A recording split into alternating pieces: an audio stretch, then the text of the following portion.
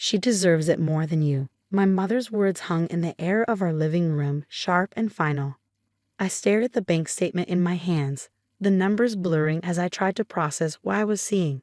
My college fund, $180,000 that my biological father had left for me before he passed, had been completely drained. My name is Emma Mitchell, and at 23, I was watching my mother and stepsister destroy everything my father had worked to build for me. The worst part? They didn't even try to hide their satisfaction. Harvard Law isn't cheap, Ashley said, examining her perfectly manicured nails. And let's be honest, Emma, you're just working at that little tech startup. It's not like you were going to use the money for anything important. I looked at my mother, searching for any sign of the woman who'd once supported my dreams. Instead, I found only the carefully crafted mask she'd worn since marrying Ashley's father 3 years ago. Your father would have wanted the money to be put to good use, she said, smoothing her designer blouse. Ashley has real potential. She's going to be somebody. The irony of her statement almost made me laugh. If only they knew what that little tech startup really was, or what I'd been building for the past 2 years. But I'd learned long ago to keep my cards close to my chest, especially around my family. You're right, I said quietly, folding the bank statement and slipping it into my bag. Congratulations, Ashley. I hope Harvard is everything you've dreamed of.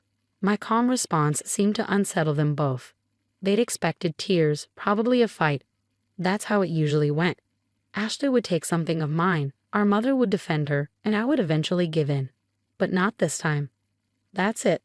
Ashley asked, her perfectly shaped eyebrows drawing together in confusion. You're not going to throw a fit. I stood up, shouldering my bag. What's done is done. I have to get back to work. See? My mother said to Ashley, though her eyes never left me. I told you she'd understand. She knows this is for the best. As I drove back to my apartment, my hands gripped the steering wheel until my knuckles turned white. The memory of how I'd discovered their betrayal played on repeat in my mind. It had been a routine check of my accounts that morning.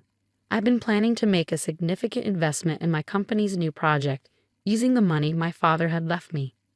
He'd been a brilliant software engineer, and the fund wasn't just about college. It was his way of ensuring I could pursue my dreams without financial constraints. The account was empty. One phone call to the bank revealed that my mother, who'd been a cosigner since I was a minor, had transferred everything to a new account 2 days ago. When I confronted her, she'd invited me over for what turned out to be an ambush, with Ashley there to twist the knife. My phone buzzed with a text from Jake, my best friend and business partner. Did you talk to them? What happened? I pulled into my parking spot and took a deep breath before responding. They gave it all to Ashley, for Harvard Law. His response was immediate. What? Are you okay? Want me to come over? No, stay at the office. I'm heading back now. We need to finish the prototype. I looked up at my apartment building, not the luxury high-rise where my mother and Ashley lived, but a modest complex where most of my neighbors were other young entrepreneurs and tech workers. They thought I lived here because I couldn't afford better. They had no idea I owned the entire building. That night, I sat at my desk, finalizing the code for what would become either my greatest achievement or my biggest failure. The prototype was nearly complete, a revolutionary security software that could change how companies protected their data. 2 years of work, countless sleepless nights, and every penny of my savings had gone into this project. My father would have understood. He taught me my first programming language when I was 8, showed me how to build my first computer at 10. Never let anyone tell you what you can or can't achieve, Emmy, he'd say. Just smile, nod, and prove them wrong. My phone buzzed again. A group text from my mother to the entire family. Celebration dinner this Saturday, commemorating Ashley's acceptance to Harvard Law and the start of her brilliant future. Attendance mandatory. Below it, Ashley had added, Thanks again, Mom, for believing in me. This wouldn't be possible without you guys supporting my dreams. I set my phone down and turned back to my computer screen. The code I'd been working on blinked steadily, waiting for the final touches. 2 more weeks. That's all I needed. Hey, Jake, I called out to my partner, who was still working at his desk across the room. How close are we to the investor meeting? Everything's set, he replied, looking up from his screen. They're flying in next Friday. You sure you don't want to postpone after what happened with the fund? I shook my head, a small smile playing at my lips. No. In fact, I think the timing is perfect. Send out the invitations to the demonstration. And Jake, make sure my mother and Ashley get one. After all, they're so interested in supporting dreams. The week leading up to Ashley's celebration dinner was a blur of coding, testing, and final preparations. Our small team worked around the clock, fueled by energy drinks and determination. The prototype was coming together better than we'd hoped, and the initial security tests were exceeding expectations. Thursday night, I received another text from my mother. Don't forget, dinner tomorrow at La Maison at 7. Dress appropriately. The Dean of Harvard Law will be joining us. I smiled at my reflection in the computer screen. Of course, Ashley had managed to get the dean to attend. My stepsister had always excelled at networking, at playing the perfect daughter with the perfect future. What she'd never understood was that real success wasn't about who you knew. It was about what you could create. Final test complete, Jake announced, his voice tired but excited. Emma, you need to see these results. I walked over to his station, where performance metrics scrolled across the screen. Our security software had just blocked every single attempted breach, adapting and learning in real time. It was exactly what my father had theorized was possible, years before anyone else had thought of it. We did it, I whispered, placing a hand on Jake's shoulder. It actually works. Your dad would be proud, he said quietly. You know that, right? I nodded, thinking of the leather-bound notebook I kept in my desk drawer, my father's last project, filled with his ideas and theories, the same theories I'd used as the foundation for our software. Friday evening arrived too quickly. I chose my outfit carefully, a simple black dress that looked modest but cost more than Ashley's monthly shopping allowance. Another detail my family didn't know about my success. La Maison was packed when I arrived, but I spotted our party easily. Ashley held court at the center of the table, wearing a designer dress that I'm sure she charged to my mother's credit card. The dean sat beside her, looking appropriately impressed as she detailed her plans to revolutionize corporate law. Emma, you're late, my mother hissed as I took my seat. The dean has been here for 15 minutes already. Sorry, work ran long, I said, unfolding my napkin. Important project deadline. Ashley laughed, the sound practiced and perfect. Still at that startup. You know, there's an entry-level position at Dad's firm if you want a real job. My stepfather, Richard, nodded encouragingly. It's time to think about your future, Emma. You can't play around with computers forever. I took a sip of water, letting their condescension wash over me. Actually, I've been meaning to tell you all about my work. We're having a demonstration next week. I'd love for you to come. Oh, honey, my mother said, patting my hand. We're also busy with Ashley's Harvard preparations. Maybe another time. It's a pretty important demonstration, I pressed. We're meeting with some major investors. I think you'd find it interesting. The dean perked up at this. What kind of technology are you working with? Before I could answer, Ashley cut in. It's just some little app thing. Nothing like the cases I'll be working on at Harvard. Did Mom tell you I got the highest LSAT score in the state? Dinner continued like this, with Ashley dominating the conversation and my mother beaming proudly. I stayed quiet, eating my overpriced salmon and thinking about the next week's demonstration. As dessert arrived, Ashley tapped her glass with her spoon. I'd like to make a toast, she announced, to my amazing mother, who has always supported my dreams, who knew exactly what I needed to succeed, even when it meant making tough decisions. Without her believing in me, and without that college fund, none of this would be possible. Everyone raised their glasses. I did too, but my mind was already on Tuesday's presentation. Will you at least try to look happy for your sister? My mother whispered as we left the restaurant. This is a huge achievement. I turned to face her, maintaining my calm smile. I am happy, Mom. In fact, I can't wait to show you just how happy I am at next week's demonstration.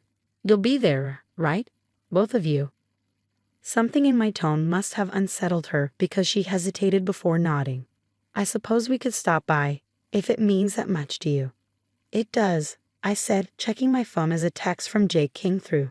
Investors confirmed. All systems go.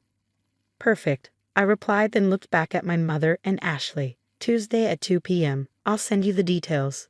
Trust me, you won't want to miss this.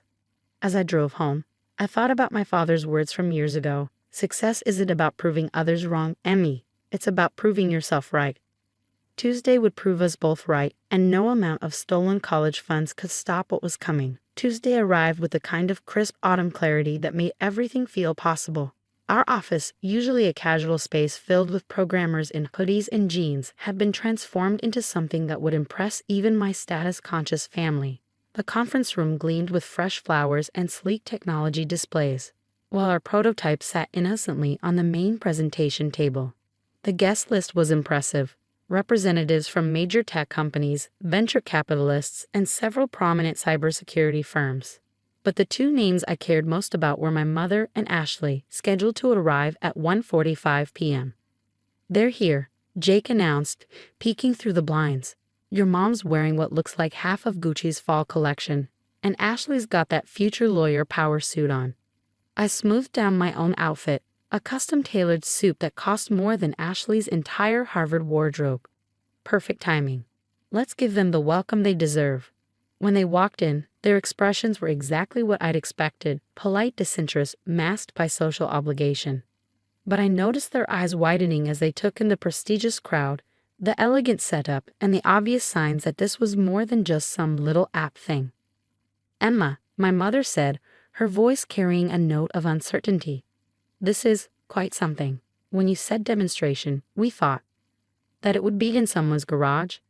I finished for her, enjoying the flush that crept up her neck. "Please take your seats. We're about to begin." Ashley grabbed my arm as I turned away. "What's going on? Why are there Fortune 500 executives here?" I gently removed her hand. "You'll see. After all, you're both so interested in supporting dreams, aren't you?" The presentation began exactly at 2 p.m. Jake handled the introduction, outlining the growing crisis in cybersecurity and the billions lost annually to data breaches. Then it was my turn. "Ladies and gentlemen," I began, standing before the crowd. 2 years ago, my father, David Mitchell, passed away. He was a brilliant software engineer who left behind two things: a college fund for his daughter's future, and a notebook full of revolutionary ideas about adaptive security protocols. I paused, watching my mother's face pale as understanding began to dawn. That college fund was recently redistributed without my knowledge or consent. But what the people who took it didn't know was that I'd already invested it in something far more valuable than a law degree. The prototype hummed to life behind me, screens displaying real-time defense against simulated cyber attacks. What you're watching is the world's first truly adaptive security system, built on my father's theoretical framework and developed over the past 2 years by our team. We call it the Mitchell Protocol. The next 30 minutes were a blur of technical demonstrations, impressed murmurs, and furious note-taking from the investors. Through it all, I kept catching glimpses of my mother and Ashley, their faces growing increasingly ashen as they realized what they'd done. As I concluded the presentation, I saved the best for last. We're pleased to announce that initial bids for the Mitchell Protocol start at $300 million, with several major tech companies already expressing interest. The room erupted in applause. Investors immediately began clustering around Jake and me, cards being pressed into our hands, voices competing to be heard. But I kept my attention on my family. My mother stood frozen, her designer purse clutched tight against her chest. Ashley's perfect composure had cracked, her mouth hanging slightly open as she calculated exactly how much she lost by taking my college fund. When the crowd finally thinned, they approached me. My mother spoke first, her voice trembling. "Emma, sweetheart, we had no idea. If we'd known." "If you'd known it was worth millions, you wouldn't have stolen it." I finished for her. "That's exactly the point, Mom. You never bothered to know anything about my work, my dreams, or what Dad was trying to build for my future." "We can fix this," Ashley cut in, her lawyer-to-be mind already spinning. "The money, we can give it back. We'll figure something out with Harvard." I laughed, the sound drawing attention from nearby investors. "Give it back? Oh, Ashley, you don't understand. I don't need that money anymore. What I needed was to show you both exactly what you threw away. Not just the funds, but the chance to be part of something revolutionary." "But we're family," my mother pleaded. "Family?" I raised an eyebrow. Family doesn't steal from each other. Family doesn't dismiss dreams as playing around with computers. And family certainly doesn't decide that one child deserves success more than another. I turned to greet another group of investors, then paused to deliver one final message. Enjoy Harvard, Ashley. I hope that law degree was worth it. Oh, and Mom. Dad would be so disappointed in what you did with his legacy. As I walked away to shake hands with a CEO whose company was worth billions, I heard Ashley burst into tears. But I felt no satisfaction in their pain, only relief that I'd finally broken free from their narrow vision of success.